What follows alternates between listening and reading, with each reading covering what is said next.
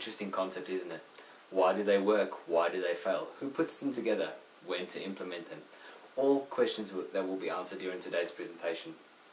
The importance of effective teamwork has never been of greater emphasis than it is in modern times. There's an ever-growing demand on both the individual and the organisation, thus calling for teams consisting of multiple skill sets and personalities. There are, however, instances in which teamwork is not the best answer or best means to achieving the desired outcome. As such, it is important to explore the advantages, disadvantages of teams, as well as identifying the concept's definition and factors to its success. Doyle defines a team as a group of different personalities and abilities strategically positioned to achieve a mutually desired outcome.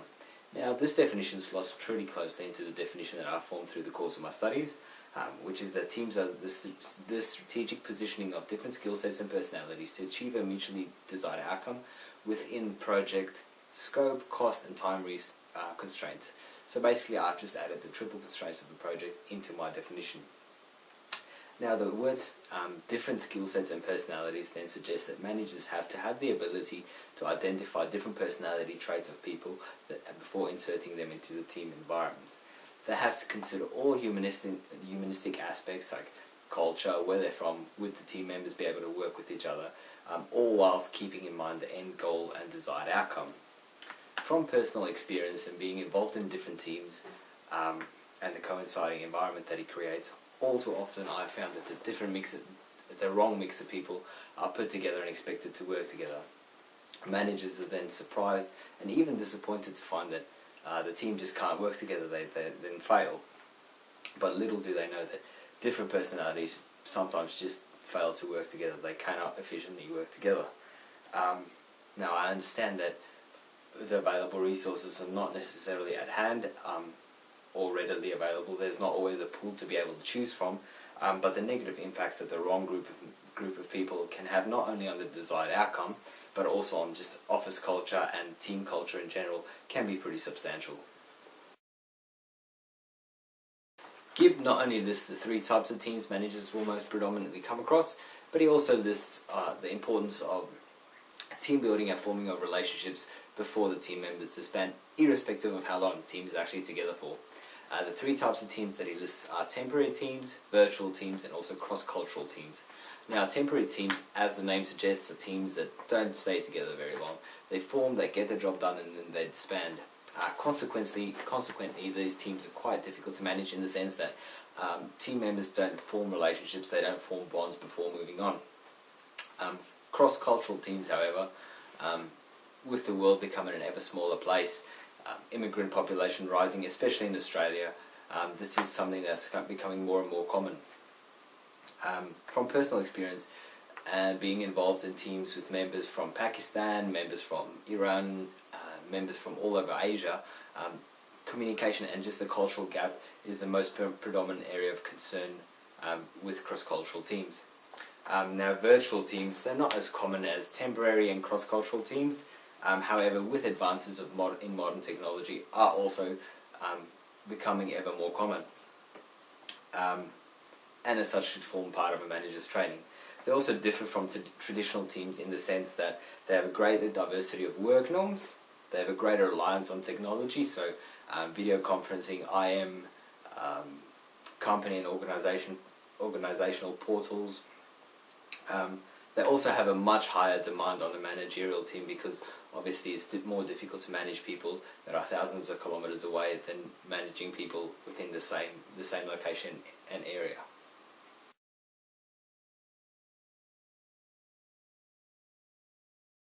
As this is quite common knowledge to most management practitioners, I won't go into great depth on the stages of group development. However, it would be wrong not to make reference to them in a management presentation on teams.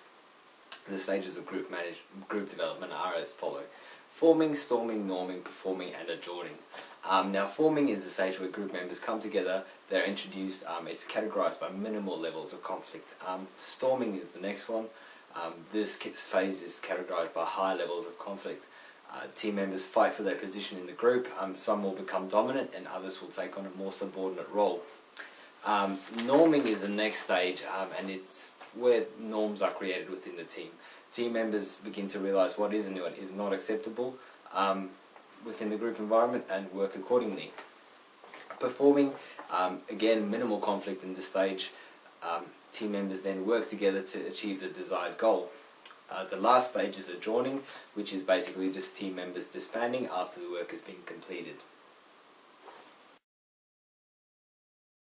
In Doyle's aforementioned definition of teams and teamwork, the words different skill sets and different personalities then suggest that there will be conflict because different skill sets and different personalities don't always work together.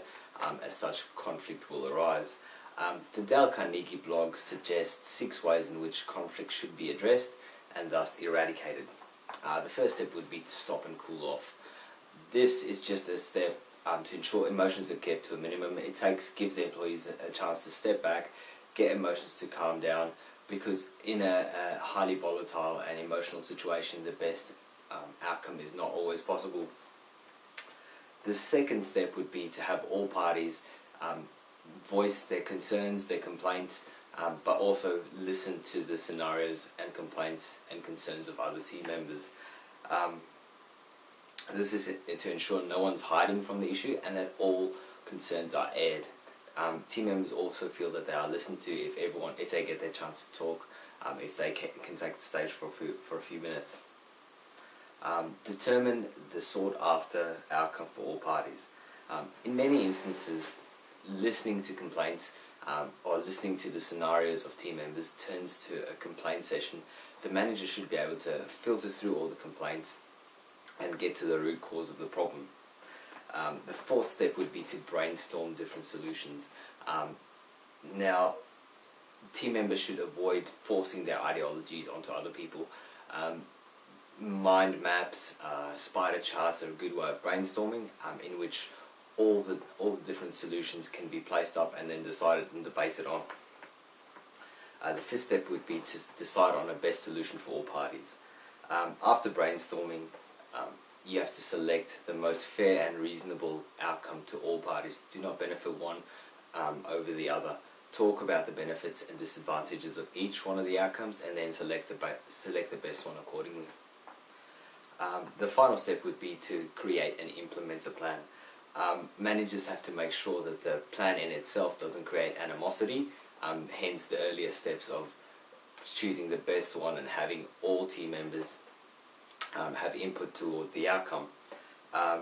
You must then communicate plans to all members. It should also detail ways in which emotions can be kept to a minimum, thus avoiding or largely reducing conflict in future. Now that we've spoken about the conflict and the ways in which to address conflict within a team, we move on to the advantages and disadvantages. The first advantage being having a collective potential. With a larger resource pool to delve into, the associated increase in potential obviously exists. Some team members can achieve what others simply can't. Having a correct mix of these resources then adds up to having a well-performing and holistic team. The second advantage would be an increased knowledge pool. People learn not only through theory, but also through experiences throughout their career. Now, some team members will have different experiences, thus shaping their skill sets. Having a sound combination of both theoretical and experience paves the way to efficient achievement of the desired outcomes. The third benefit would be work sharing. Now, this is an area of concern for managers, as work sharing needs to be equal, and that's always quite difficult to gauge. If work sharing is not equal, some team members will feel like they're carrying the team, thus creating some animosity and possibly some conflict down the line. The fourth benefit of a team would be a variety of perspectives. Now, when brainstorming, different perspectives always provide another angle to look at how to approach the situation, how to approach the project, thus going a long way to more effective and efficient completion of the goals. Disadvantages of teams include the following: personality clashes, unclear communication, and unequal work sharing. Now, we've briefly spoken about personality clashes and also unequal work sharing, and also the ways in which to address or prevent them. However, unclear communication we haven't really spoken about. Managers must ensure that the lines of communication are always clear and well communicated, and that noise such as misunderstanding or misinterpretation has minimal effect or room within the communication plan of the organisation.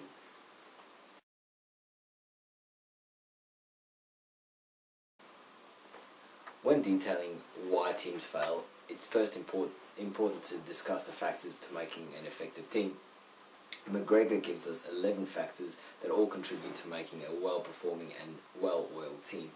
They are as follow: informal and relaxed environment, having deep discussion prior to any decision making, sound understanding of team objectives, team members need to listen to the opinions of others, accept that disagreement exists, decision making by consensus, criticism must be comfortable and honest, team members are allowed to express their differences, have clear assignment and communication of roles, do not have any power struggles as roles are defined, self-examination by team members are essential. From these factors and aforementioned statements throughout the presentation, I largely believe that well-performing teams are dependent on proper management. Do the team know what they need to achieve? Does the team consist of the right people? Do they know what the project requires? Are they aware of all relevant details? Adequate team management is essential to achieve project goals within the time, cost, and resource constraints. We've now explored the factors of making an effective team, which poses the question: with all the literature and theory available, why do teams still fail? Why are they still ineffective? Belbin supports the earlier statements by saying that there's no such thing as a perfect employee, and that it's the manager's responsibility to apply the different skill sets that team members offer to achieve as close to perfect a result as possible. This then implies that managers and their ability to recognize skills and talents are essential to the success of the team. Again, managers select the roles, they select the tasks. If the team fails, there's a strong possibility that people or team members within the team are in the wrong role, do not have a sound understanding of the task at hand, or have not been adequately trained. As stated earlier, employee skills must complement each other. If this does not happen, some team members will feel like they have to carry the group and do work that has been assigned to other people, which will result in a highly unsatisfied team, making it very difficult to achieve the desired outcome. This forms the essence of the two-factor theory as discussed by Sampson and Daft. A further element that may cause teams to fail is the task that it is requested to do. In many instances, a team just is not the most effective way to completing a task. Yes, teams have the aforementioned benefits, but in many instances, an individual would be the way to go. I take the telecommunications industry, in which I'm currently working, as an example. The projects are of such a fast-paced nature that a team just is not dynamic enough to react in many instances. An individual will be better suited to doing many of the tasks, as too many cooks would spoil the broth. It is the role of the manager to be able to know when to implement a team and when to assign the task to an individual, and the only way that in which he would know to do that is experience within the said industry. In conclusion, to improve teamwork, the following can be done. Firstly, managerial training in understanding different personalities and as well as team dynamic will go a long way into assuring team success. Managers should be able to draw on experiences gained through climbing the corporate ladder and being involved in teams. Lastly, managers should know when to apply teams in the right areas using the correct resources. Thank you.